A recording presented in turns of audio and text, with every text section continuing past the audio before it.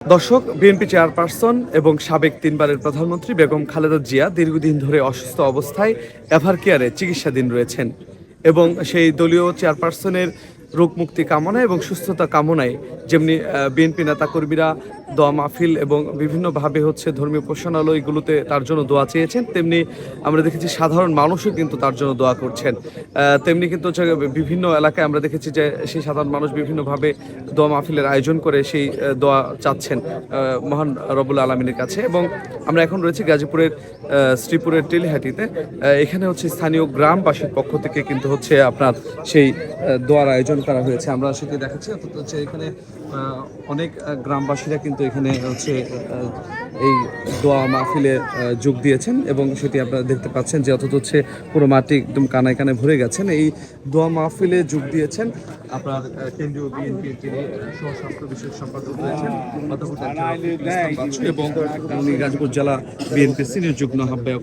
একটু কথা বলতে চাই যে আপনি তো বিএনপি চেয়ারপারসনের জন্য আপনারা দোয়া করছেন এবং আজকে গ্রামবাসীদের আয়োজনে দোয়া হচ্ছে, সাধারণ মানুষ ওনার জন্য কতটা মুখিয়ে আছে, উনি কখন সুস্থ হবেন?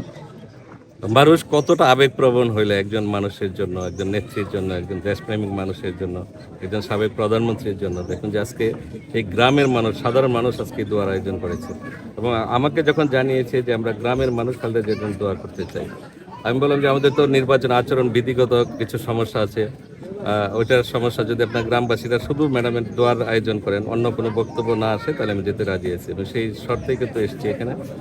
এবং আমরা এখানে কেউ কোনো ভোট চাই না বা আচরণ বিধি লঙ্ঘন হয় এরকম কেউ কিছু করে নাই।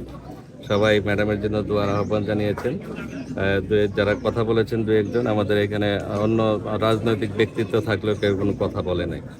কারণ কোনটাকে কোনভাবে নিবে বা কে এটা কোনভাবে উপস্থাপন করবে এত বলা যায় না। সেই জন্য আমরা আইনের মধ্যে থাকতে চাই, আচরণ বিধির মধ্যে থাকতে চাই।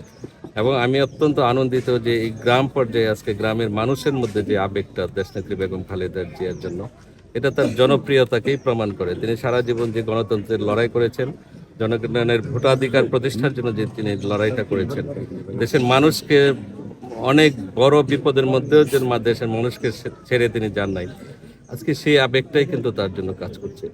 আজকে মানুষ খালেদা জিয়া কে মানুষ স্বাধীনতা সার্বভৌমত্বের প্রতীক মনে করে। সারা বাংলাদেশের মানুষ দল মত নির্বিশেষে সারা বাংলাদেশের মানুষ দেশের অভিভাবক মনে করে। এটাই মূল বিষয়। যে আপনাদের এখন বর্তমান যে ভারপ্রাপ্ত চেয়ারম্যান রয়েছে, ওনার দেশে ফেরানো এক ধরনের দোয়াশা ছিল, এখন তো মোটামুটি কেটে গেছে। এই খবরে দলীয় নেতাকর্মীর পাশাপাশি সাধারণ মানুষের একটা উজ্জীবিত হয়েছে কিনা, আপনি কি মনে করবেন? খুবই স্বাভাবিক যে উজ্জীবিত হবেন। আমি নিজেও গতকাল দেখেছি তিনি লন্ডনের একটি অনুষ্ঠানে, স্বাধীনতা বিজয় দিবসের অনুষ্ঠানে তিনি নিজে বলেছেন যে আমি আপনাদের সাথে দীর্ঘদিন ছিলাম, আমি আগামী 25 তারিখ ইনশাল্লাহ আমার দেশের মাটিতে ফিরে যাব। ওনাকে উৎফুল্ল মনে হয়েছে, যারা উপস্থিত ছিলেন লন্ডনে, যারা তার আশেপাশে ছিলেন তাদেরকে উৎফুল্ল মনে হয়েছে, তারাও চাচ্ছে যে উনি দেশে আসুন। দেশের মানুষের মধ্যে একটা বিরাট তাকে রিসিভ করার জন্য, তাকে দেশের মাটিতে গ্রহণ করে নিয়ে যাওয়ার জন্য মানুষের মধ্যে একটা বিশাল উৎসাহ উদ্দীপনা লক্ষ্য করা যাচ্ছে।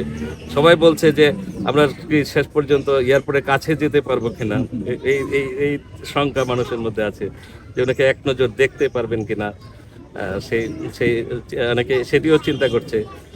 আমরা আশা করি যে আগামী দিনে যিনি বাংলাদেশের নেতৃত্ব দেবেন ইনশাল্লাহ, জনগণের মধ্যে যে আমরা অবস্থাটা দেখতে পারি যে বিএনপির প্রতি বা তাদের প্রতি যে সমর্থন, আমরা সেটা বিশ্বাস করি যে আগামী দিনে এই দেশের নেতৃত্ব জননেতা তারেক রহমান সাহেব দিবেন, দেশের নেতৃত্ব দেবেন, দলের নেতৃত্ব দেবেন।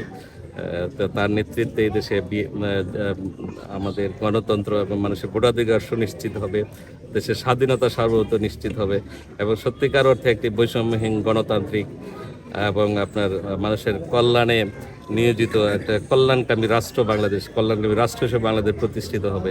এটা মানুষের প্রত্যাশা। ইনশাআল্লাহ আমরা আশা করি যে ফিল্ডে সশরীরে নির্বাচনী প্রচারণায় থাকবেন এবং সেটাও তো আপনাদের জন্য একটা খুবই প্লাস পয়েন্ট। অবশ্যই উনি বলেছেন যে নির্বাচনী প্রচারণায় তিনি থাকবেন, সেটিও বলেছেন। আমরা আশা করি যে আমাদের নেত্রী, দেশনেত্রী বেগম খালেদা জিয়া যেভাবে সারা দেশ মানুষের কাছে গিয়েছেন, সারা দেশ চষে বেরিয়েছেন, দেশনেত্রী বেগম খালেদা জিয়া রহমান যেরকম গ্রামে গ্রামে ঘুরেছেন। একসময় বলেছিলেন যে আমি গ্রামের মানুষের কাছে পৌঁছতে চাই। গ্রামের মানুষ কি করে, অনেকের ঘরে, গ্রামের মানুষের ঘরে তিনি ঢুকে গেছেন এবং আমাদের নেতা জননেতা তারেক রহমানও গ্রামের মানুষের সমস্যা বোঝার জন্য, সমস্যা জানার জন্য তিনিও গ্রামে ছুটে আসবেন, বিভিন্ন এলাকায় ছুটে যাবেন, এটাই স্বাভাবিক। ধন্যবাদ।